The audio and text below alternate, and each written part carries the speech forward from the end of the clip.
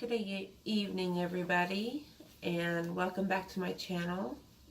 It is a stormy night, so I thought I would sit here and talk about tarot cards with you guys. Today I'm going to go over the major arcana. Now, these are the major arcana, like the main cards here, with like the wording on the bottom. See, that's the major arcana, and then this is like the lower arcana. It doesn't have any wording on it. Okay, so we're going to go through them one by one. I have everything written down here that I learned and that I've been studying.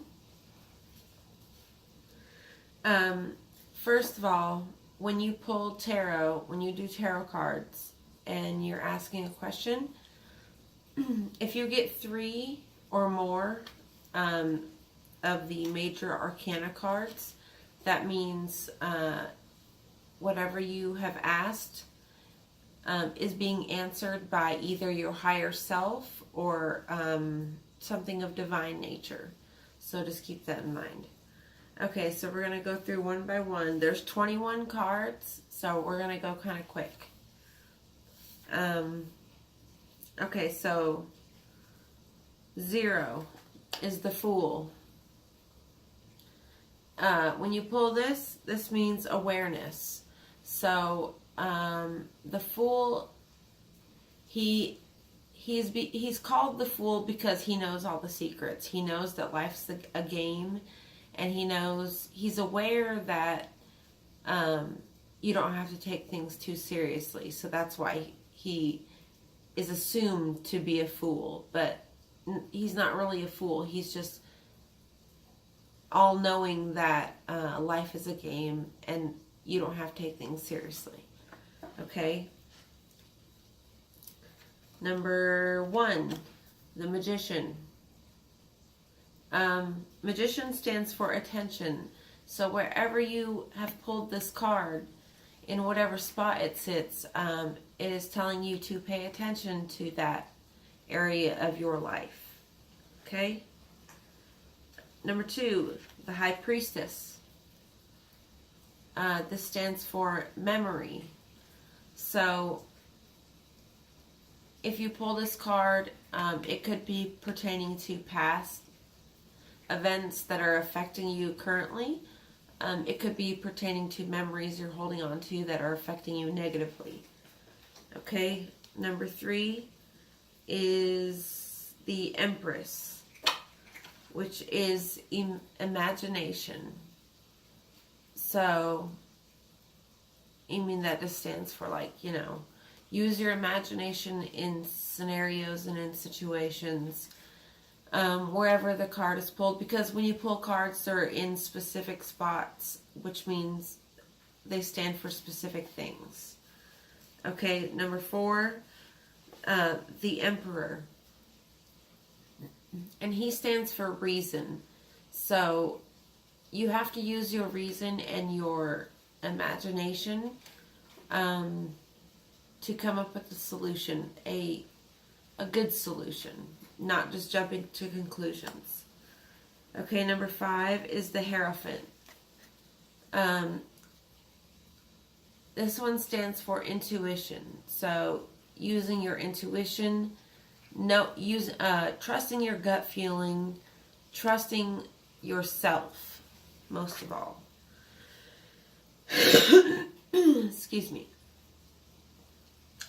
Number 6 is the Lovers, which stands for discrimination. So you can interpret that any way that you would like, because this card can be interpreted in many different ways, depending on where it's pulled and how it's pulled and what's being asked. Number 7 is the Chariot, which means receptivity, which means how you are receiving a message and how you are going about that message you have received, and if you are receiving the message. If not, it will continue to pop up in your life. Number 8 is strength, which stands for courage. So in times of hardship and in times of emotional crisis and just physical crisis, you need to dig deep down and find that courage and find that strength to fight and continue on, because nothing is ever too hard. You can always get through things. You just have to have the courage. Number 9 is the hermit. Now this stands for example. Now what the hermit stands for is minimalism. The hermit is happy with what he has, even though he has very little. To the outside world, he looks like a hobo. He looks like a homeless person. But in his mind, he is rich. He is happy. He is content. He is not chasing materialistic goods. He's not chasing money, which makes him happy. And, is a good example to live by. Number 10 is the Wheel of Fortune. This stands for cycles. Now, as we know, the world is ever changing. Nothing stays the same. People change. Circumstances change. Society changes. It all changes over time. With humans, things right in front of us change at such a slow rate that we don't notice the change until, we step back and then we realize how much things have changed. It's just like, 10 years goes by and day to day, nothing feels like it's changing, but when you look back 10 years, you realize everything has changed. So just keep that in mind, that everything changes and nothing is ever set in stone. So yeah, don't get attached to things. This is a card of not to attach yourself to the materialistic world, because it will only lead to heartache. Number 11 is justice. Stands for unfailingly just, which means you can see clearly in every situation and you think from a place of rationality. You don't jump to conclusions. It reminds you to live in the moment and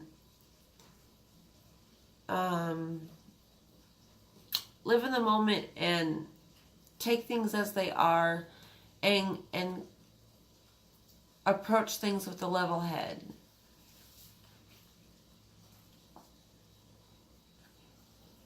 Okay, number 13 is the Hanged Man, which stands for changed thinking. Now, the Hanged Man, he is not hanging there because he's dead or because he is in trouble. He's hanging there because he is meditating. Do you see his head where it's enlightened? That means he is enlightened. He is changing his thoughts, which we all know, if you change your thought pattern, you change your reality.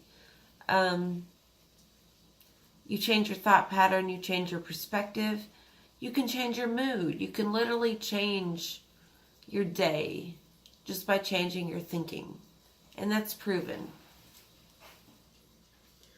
Number 13 is death. Okay, now this may seem like a scary card, but it's not. Okay, this death is, it represents changed behavior. So, oh crap. What death is referring to in the tarot is death of old behaviors, death of old patterns, old thinking patterns, old things in your life that no longer serve you. So when this card gets pulled, don't get scared. Actually get excited, because it means it's pointing out that something in your life needs to die for you to move on and grow. Because to grow in this world and in this life, we have to let go of things, and we have to let pieces of our personality and pieces of ourself die off.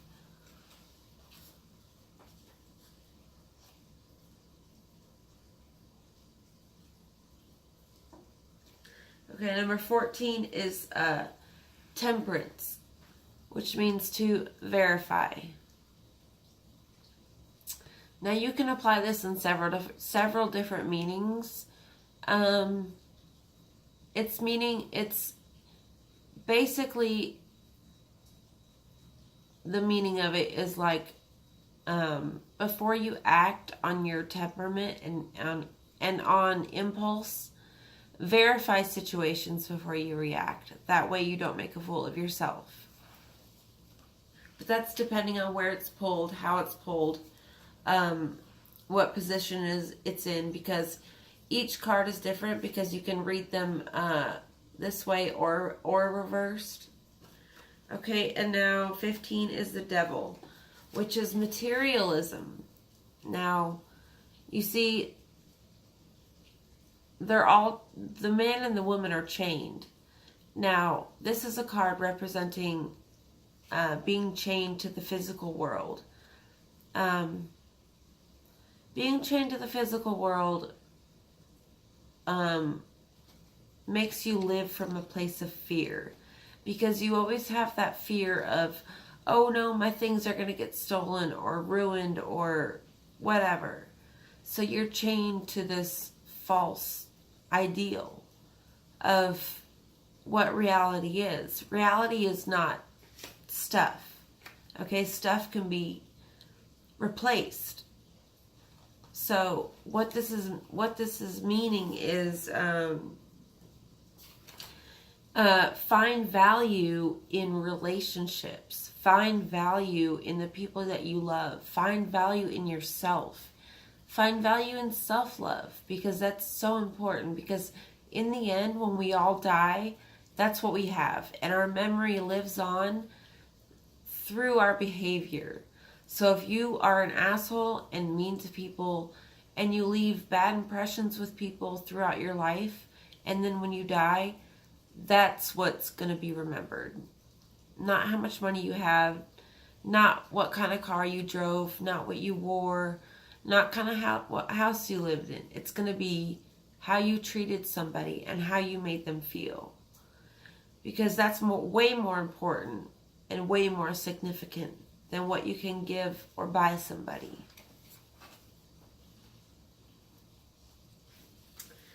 Now, number 16 is the Tower, which means awakening. So this card may look kind of scary. See, everything's all crumbling and on fire and falling apart.